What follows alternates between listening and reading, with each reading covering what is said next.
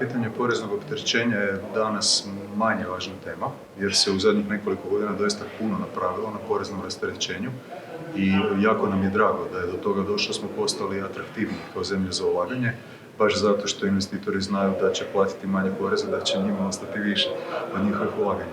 A kad je riječ o pitanju pravne sigurnosti, to je doista pitanje koje mi stalno postavljamo, izuzetno je važno, jer je porezni sustav jedan od stupova pravne sigurnosti. Usudio bih se reći, investitori žele izvjesnost, žele sigurnost svojih ulaganja, žele da upravni postupci traju onoliko koliko je to razumno potrebno, a ne 4, 5, 6 i više godina.